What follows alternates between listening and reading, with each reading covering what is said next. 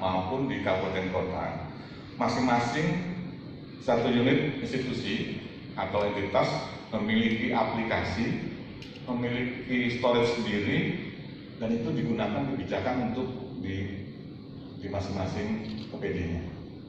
Masing-masing pasial melakukan pembangunan aplikasi, yang membangun data, kemudian membuat satu keputusan kebijakan di masing-masing gitu ya. Tetapi begitu itu mau diintegrasikan sangat sulit. Ya, jadi kenapa Perpres 39 itu sampai sekarang belum bisa membuahkan hasil? Karena sulitnya mengintegrasikan seluruh sistem ya yang ada di setiap unit kerja di OPD di kementerian itu untuk memenuhi prinsip daripada satu data Indonesia. Jadi kalau di laporan dari Pak Menteri Pan RB, Bapak sekalian, ada 27.000 aplikasi di pemerintah. Bayangkan 27.000 ya. Jadi masyarakat tuh bingung menggunakan pelayanan itu menggunakan yang mana gitu. Banyak sekali, dan itu mau diintegrasikan sekarang sangat sulit. Nah, yang diharapkan sebelah kanannya Bapak sekalian. Nanti saya akan cerita yang sebelah kanan. Bagaimana membangun satu data yang disebut dengan data sentrik sebenarnya. Jadi cirinya adalah ya bahwa nanti SPBI kita akan bagus kalau pengelolaan datanya bagus, SDI-nya berjalan dengan bagus. Contohnya salah satu ya yang menjadi penciri bahwa kita sudah data sentrik adalah kalau bicara negara, maka negara itu menempatkan data sebagai sumber utama di dalam pengambilan keputusan. Ya, center artinya satu sumber yang itu bisa dipakai oleh pemerintah dan bisa dipraktikkan. Bapak Ibu sekalian bisa bayangkan nggak kalau Bapak Ibu di satu OPD memiliki data sendiri, ya, kemudian mengambil satu program sendiri. Padahal dalam proses pembangunan antar kegiatan itu memiliki hubungan. Misalkan ya kita bicara mengenai, nanti saya berikan contoh di belakang ya, mengenai bagaimana pengurangan kemiskinan atau pengurangan pengangguran. Kemiskinan bukan hanya misalkan di dinas sosial atau PD sosial, tetapi banyak aspek di sana yang terlibat di dalamnya. Nah, kalau masing-masing OPD memiliki sistem tersendiri-sendiri seperti ini, yang kita tuju adalah data sentrik, datanya satu terpadu, maka mengamati satu masalah dengan sudut pandang yang lebih lebar, karena semua data informasi terkumpul di organisasi kita, di tubuh kita gitu. Jadi mengenai kemiskinan atau angka stunting misalkan, ya, maka kita bisa melihat apa saja ya sumber atau informasi yang harus kita punya dalam kerangka menurunkan stunting, karena datanya dalam satu struktur yang ada di kita, dan itu semua informasi terkumpul di sana, tidak terpisah-pisah di tempat-tempat yang berbeda-beda, semua menggunakan satu sumber data bagi pemerintah. Nah, jadi sebelah kanan itu adalah tujuannya. Kenapa satu data itu dibangun dan itu harus kita wujudkan Bapak sekalian. Nah, berikutnya Bapak sekalian, sebenarnya ini cerita bebas sedikit ya. Melihat bagaimana ya pengelolaan data itu. Kenapa evaluasi kita kan sejak 2019 sampai 2022 SDI itu nggak berhasil. Maka Bappenas ya berpikir ulang, tapi strategi SDI-nya perlu dibelokkan sedikit. Ya, kita perlu quick win supaya bisa menggolkan program-program pemerintah yang menjadi tujuan pemerintah, yaitu mengenai ya kalau Pak Menpan RB menyebutnya RB tematik ya, berarti berfokus kepada pengurangan kemiskinan dan kemiskinan ekstrim, dan juga bagaimana UMKM itu dikelola dan dikembangkan. Maka Bappenas berpikirnya daripada kita mempelajari memperbaiki sistem di masing-masing kementerian dan di provinsi, sekarang dibangun dari awal, dibangun satu sistem ya data sentrik yang Metadatanya, konsep definisinya, standar datanya sudah sama. Itu tinggal dilakukan pendataan, maka tinggal diatur bagi pakainya. Jadi data sentrik tadi bisa dirancang memperbaiki semua sistem di OPD atau dinas-dinas atau di kementerian lembaga mengikuti prinsip SDI atau membangun ulang. Sudah kita siapkan seluruh kebutuhan data, metadatanya, prinsip SDI-nya kita bangun, kita data, kemudian diatur bagi pakai datanya. Jadi resource ini diberikan kepada BPS. Pada waktu itu saya masih menjadi kepala, tanya oleh Pak Menteri, ya Pak Suharto, Pak Marco, kayaknya SDI ini nggak bisa jalan kalau cara kita masih masuk ke dalam pembenahan sistem di masing-masing pemerintah daerah maupun di pemerintah pusat. Kalau berat tugas kita, coba kita bangun strategi baru. Di resource ini bagus sekalian, ini semua informasi, ya, proses identifikasi kebutuhan, nanti juga bisa kita belajar dari Batu, untuk Batunya seperti apa gitu ya. Semua pemangku kepentingan dikumpulkan oleh Bappenas. Ditanya di kementeriannya, Bapak Ibu butuh informasi apa? Di kementeriannya yang hubungannya dengan perlindungan sosial dan pemberdayaan masyarakat. Jadi melakukan identifikasi kebutuhan oleh Bappenas yang komunikasi dengan para di kementerian. Setelah itu disusun, ya, berarti itu metadata, standar data, ya, itu prinsip SDI ini sudah dipenuhi, ya, sudah dilakukan, baru didata dan nanti bisa dibagi-bagikan. Dan sistem ini harus terhubung dengan seluruh sistem yang ada.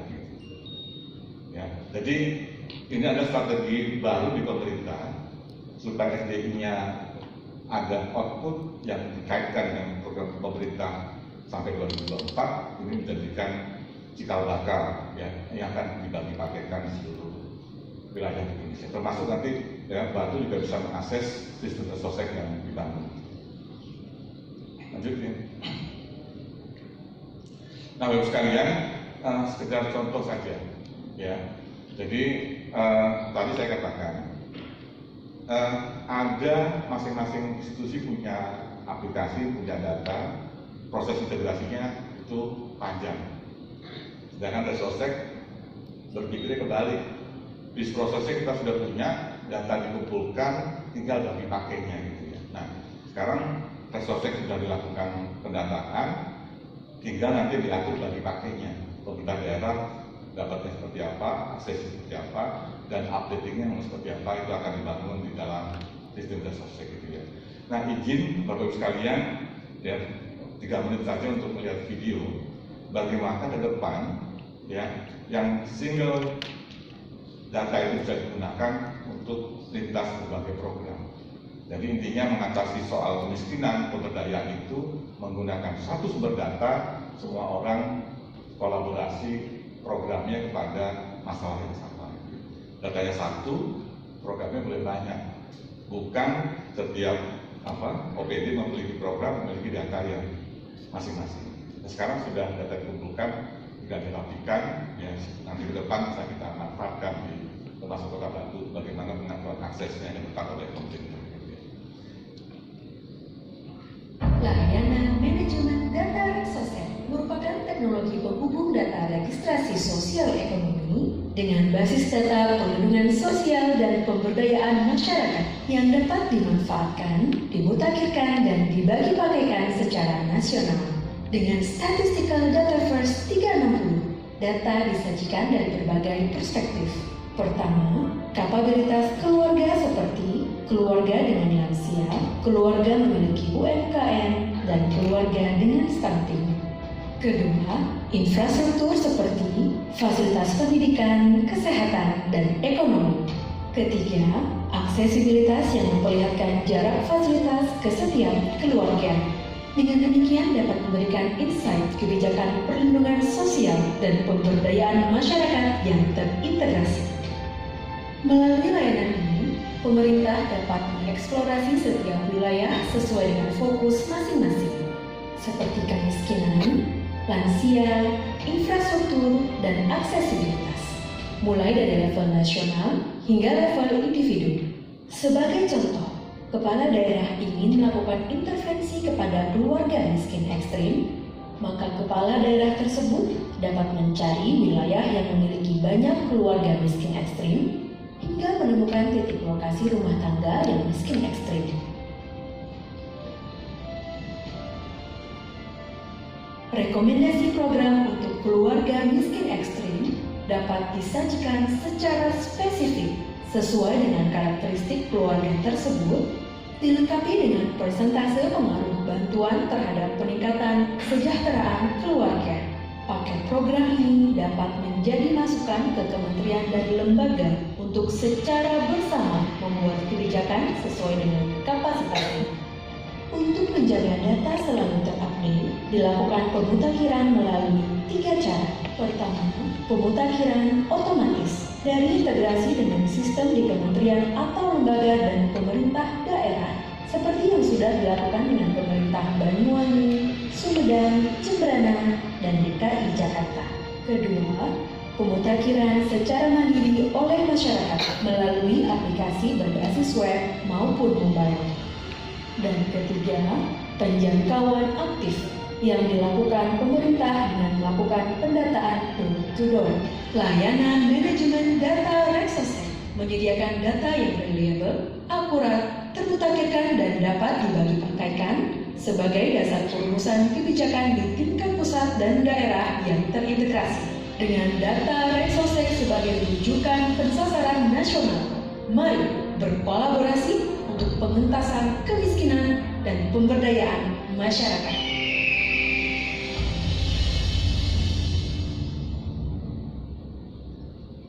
Ya, Bapak Ibu sekalian, ini contoh bagaimana kita membangun data sentrik ya, yang kita rencang dari awal, kemudian nanti bisa dibagi-pakaikan data itu sehingga bisa menjadikan pusat rujukan secara nasional gitu.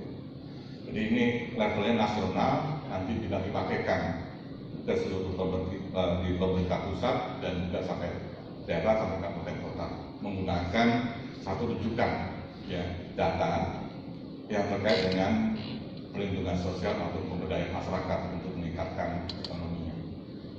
Bagus sekali yang menarik di sana di dalam apalagi tadi itu sudah memasukkan artificial intelligence. Jadi dengan memiliki karakteristik tertentu maka big data akan membaca kira-kira rumah tangga dengan karakteristik seperti ini itu cocoknya diapain gitu. Apa dimensi ekonominya mau diperbaiki atau pendidikan atau dia penguatan, peningkatan kapasitas supaya dia bisa diberdayakan mendapatkan akses pekerjaan. Jadi ini sudah ada di dalamnya artificial intelligence yang bisa membantu kita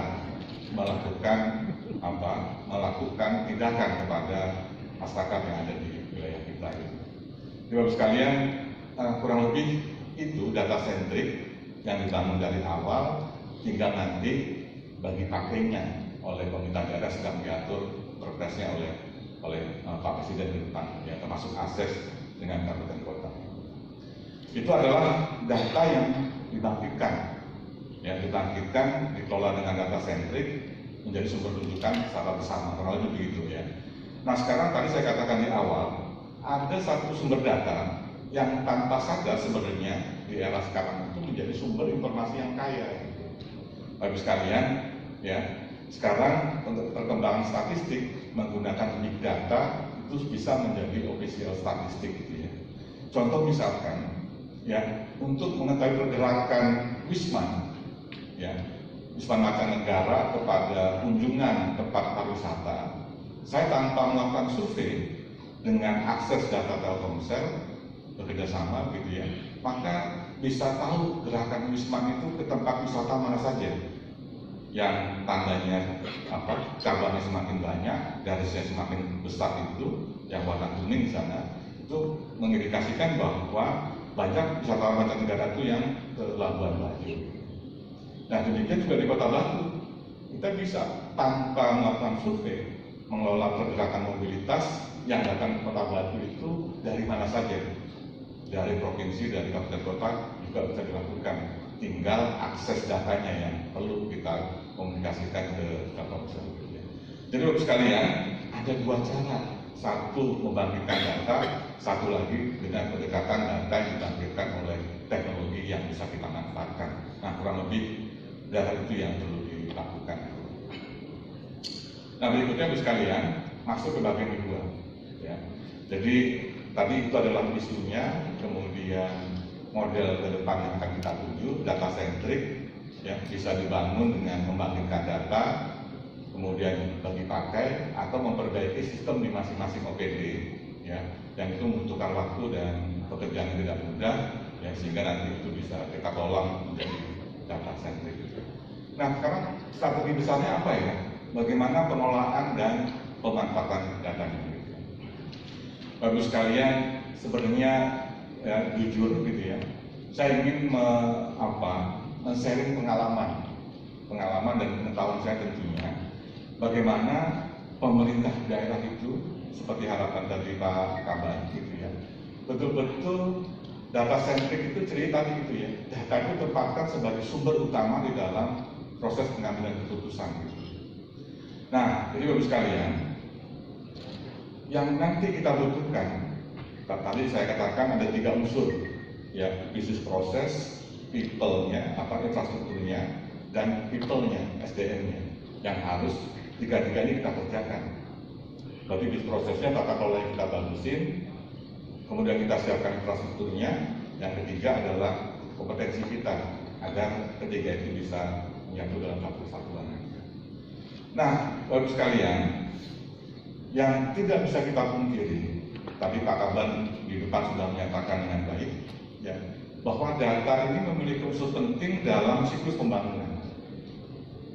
Ya, salah menggunakan data atau data yang tidak berkualitas, implikasi dari program itu tidak sesuai dengan yang kita harapkan. Dan banyak terjadi, ya, inefisiensi dari penggunaan anggaran. Waktu anggaran sebenarnya akan menjadi tidak efisien karena tujuan pembangunan nggak tercapai. Oleh karena itu, Bapak sekalian, data sentrik yang harus kita miliki menjadi bagian penting yang harus kita kelola. Nanti itu dimanfaatkan di saat di perencanaan, pelaksanaan, pengendalian maupun evaluasi dalam siklus pembangunan. Semuanya itu harus berbasis data. Jadi kalau tadi di bagian awal reformasi birokrasi itu berhasil, satu di antaranya sekian aspek adalah reformasi pengelolaan data. Jadi yang perlu kita rubah adalah mindset kita tentang data. Yang kita rubah oleh sekalian. Sekarang data bukan lagi sudah data, betul-betul harus dikelola supaya di dalam urusan kebijakan itu bisa lebih baik kita. Supaya bagus, tata kelolanya kita benerin kurang lebih. Nah, kalau bicara data, Bapak sekalian, ada yang wilayah Bapak Ibu sekalian perlu dikerjakan, nanti akan saya ceritakan. Ada wilayah yang sudah dikerjakan oleh BPS, Bapak Ibu tinggal pakai. Nah, yang dikerjakan oleh BPS sesuai Undang-Undang Statistik adalah statistik makro, statistik dasar yang sifatnya makro.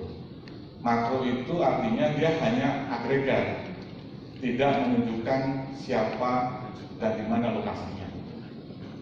Nah, kalau data mikro, dia menunjukkan lokasi dan siapanya tahu kita. Gitu ya.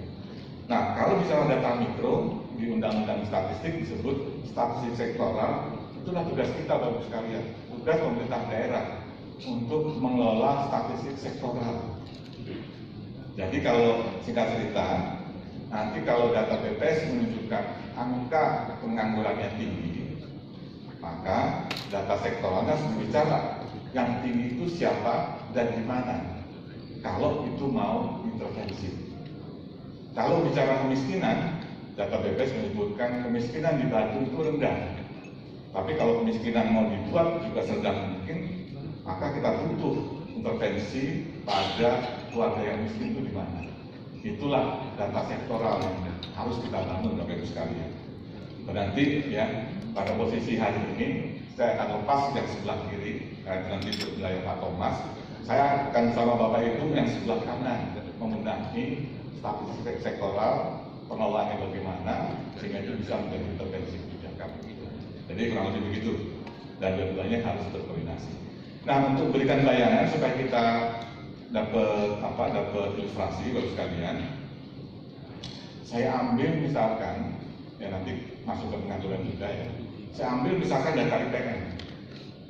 Bapak Ibu sekalian, pada slide sebelah kiri, mungkin kalau kita orang Jawa Timur atau saya orang Jawa Timur ya Pak, kok kita ada di peringkat 14 ya, kalah sama Riau, kalah sama Kalimantan Timur. Padahal kalau dari infrastruktur, SDM yang bagus itu, kita itu kayaknya Jawa itu bagus. Kenapa kok kita kalah dengan Kalimantan Selatan dan seterusnya? Nah, kalau kita bicara agregat seperti ini saja, menjadi misteri kita kalau tidak mengelaborasi data makro.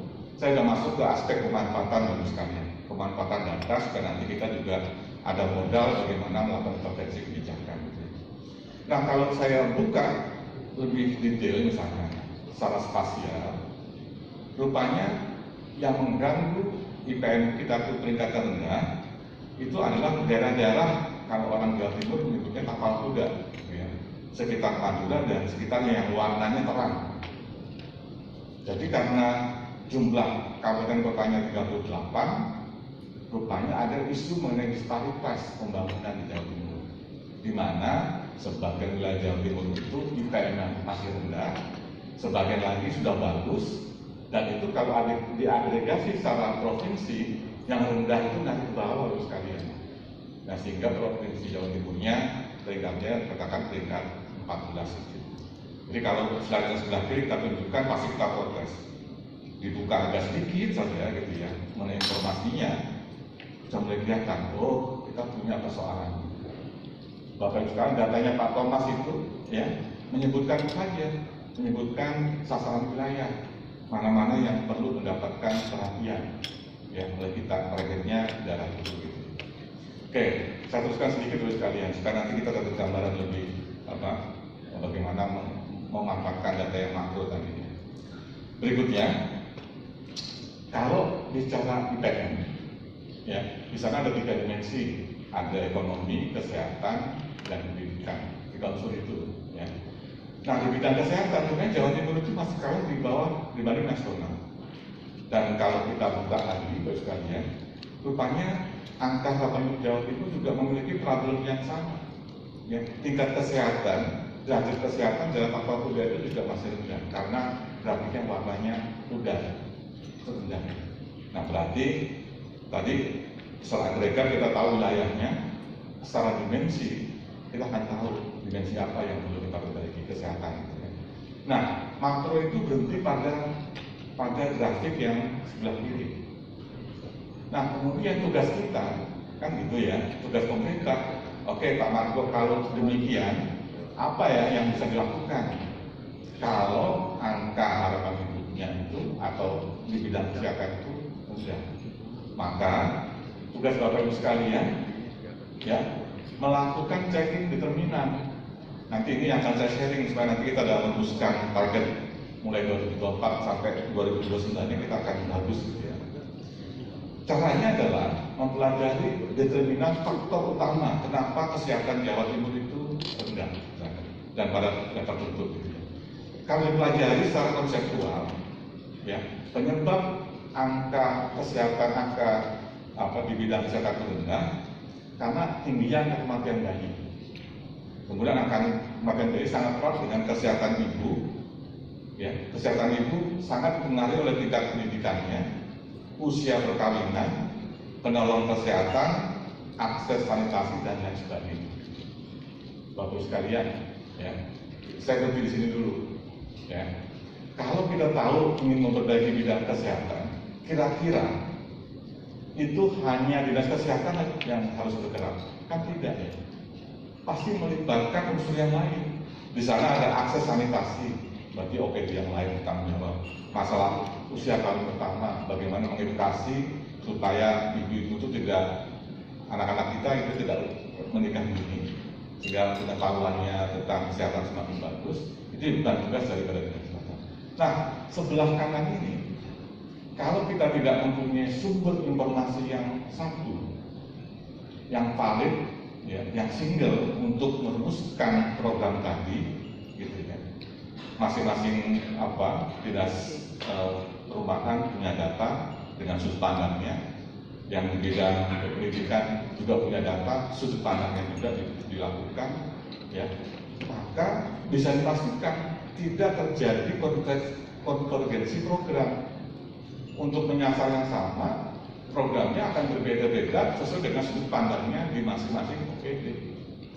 Jadi kalau saya misalkan pimpinan daerah punya anggaran dibagi kepada OPD-OPD, maka OPD-OPD itu kalau punya data masing-masing, pasti OPD itu kerjanya, ya sudah, urusan saya mengerjakan ini dengan data saya sendiri. Padahal persoalannya sama, mengenai kesehatan. Nah, situlah pentingnya ya, satu data, supaya sudut pandangnya luas. Dan itu datanya ya, tersentral di kita yang sudah bisa juga dipakaikan. Nah, jadi ini penting bagi sekalian. Ya, kenapa lagi-lagi reformasi birokrasi itu berhasil kalau reformasi pengolahan datanya itu berhasil. Maka saya sangat senang sekali gitu ya, Pak PJ Wali Kota mengagendakan hari ini. Karena memang niat saya itu Jawa Timur secara keseluruhan saya ingin banget ya, bahwa tata kota itu menjadi bagus hingga berbagai urusan kebijakan depannya akan semakin baik gitu ya. Jadi kunci di sana. Jadi untuk bidang kesehatan melibatkan banyak pihak, maka satu data digunakan supaya ada konvergensi program. Masalah yang sama dikerjakan oleh berbagai OPD sesuai dengan tugasnya masing-masing. Tidak tersendiri. Nah, itu contoh ya bagaimana manfaatannya ya, yang juga saya bisa berkontribusi ya buat Jawa Timur ya. Dari kompleksitas masalah Jawa Timur itu apa, kemudian dicari determinannya, bagaimana strategi pembangunan bisa dilakukan ya, dengan data yang kita punya yang sudah data yang baik gitu. Nah, itu contoh pertama ya. Nah, sekarang masih bicara misalnya dulu ya. Bagaimana sekarang mewujudkan tata kelolanya? Kan itu yang harus kita perhatikan sekalian ya. Nanti ini saya katakan untuk menuju yang tadi, yang ideal tadi, tahapannya di sini. Nanti yang ini Pak Thomas saya minta ya, kita kolaborasi dengan Bagas Batu, ya saya ikut di dalamnya untuk menata di Batu. Ya. Yang harus kita bangun adalah ya, mulai dari perencanaan, pengumpulan sampai pemanfaatan itu harus dalam satu siklus perencanaan yang baik. Jadi data sentrik itu memandang data itu sebagai unsur dalam dirinya, dalam tubuhnya. Ya. Kalau pemerintah tidak memandang data sebagai bagian tubuhnya, ya bukan data sentrik, bukan diharapkan oleh SPBD maupun Perpres SDK. Nah, supaya menjadi bagian dari tubuhnya, ya, maka kita perlu membangun satu siklus tata kelola ya, yang itu bisa kita rawat, kita mutakhirkan setiap waktu sehingga itu bisa menjadi baik. Nah, bagus sekali apa yang dilakukan? Mulai dari perencanaan, saya cerita dulu. Ya, perencanaan, kalau tadi Bappenas mengumpulkan seluruh kementerian lembaga, menanyakan Bapak Ibu butuh data apa sih? Kurang lebih sama berpikirnya. Di perencanaan itu, ya, dengan masalah yang kita hadapi, yang ingin kita bangun sesuai dengan visi-misi kita membutuhkan sejumlah informasi apa, itu kita bicarakan di awal Bapak sekalian. Ya, termasuk di dalamnya ya membicarakan data prioritas sampai rencana aksi dan seterusnya. Itu kita bicarakan di perencanaan. Ya, kalau nggak begitu nanti masing-masing OPD bicara sendiri kan begitu ya. Nah, kemudian mulai dari pengumpulan sampai seterusnya, ini tugasnya wali data untuk menerapkan prinsip dari SDI. Kenapa itu dipakai Bapak sekalian? Kalau Bapak Ibu sekalian mengumpulkan data tidak menggunakan prinsip SDI, maka data itu tidak bisa digabung. Contoh misalkan, ya, satu kementerian, satu OPD bicara penduduk saja, tapi struktur datanya, artinya konsep definisinya maupun kode referensinya saja berbeda, maka data penduduk yang ada di Bapak Ibu semua itu nggak bisa digabung, nggak bisa dijumlah, nggak bisa dibanding-banding ke gitu kata orang Jawa gitu ya. Kenapa berbeda datanya? Ya karena bangkitannya beda, struktur datanya berbeda, ya konsep definisinya berbeda, itu nggak bisa untuk dibanding-bandingkan, apalagi digabung. Maka tugas validata sebenarnya dalam siklus bisnis pengelolaan data, dia harus menggaransi bahwa prinsip SDM itu dilaksanakan, mulai dari pengumpulan dan seterusnya itu dipakai prinsip SDM-nya. Ini nanti dengan Pak Thomas ya kita menatap itu bagus sekali ya.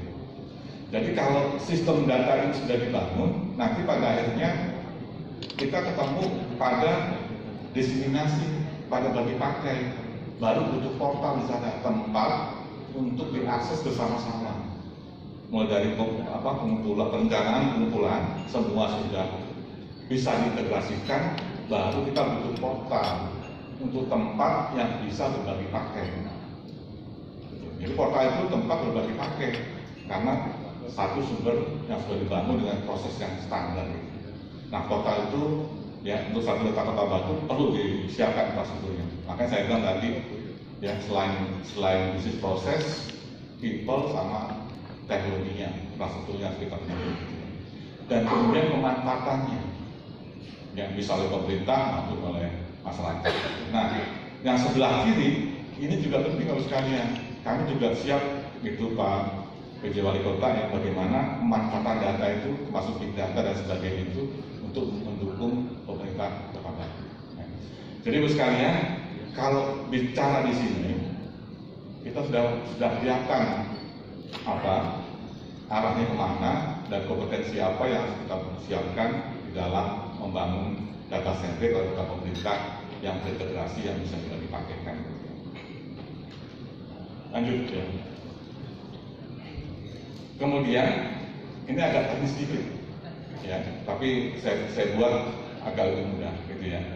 Nah, strateginya adalah kurang lebih tadi kalau dijabarkan lebih detail, melakukan identifikasi kebutuhan sumber data yang bisa dari data BPS, data OPD maupun big data itu menjadi sumber utama. Kita kumpulkan dulu kebutuhannya, kemudian metadatanya dibangun, kemudian ada proses integrasi di bawahnya. Ya. Nah, proses integrasi baru kita lakukan monitoring siklusnya untuk melihat kualitas dan sebagainya, kemudian processing sampai dengan data siap digunakan. Ini adalah alur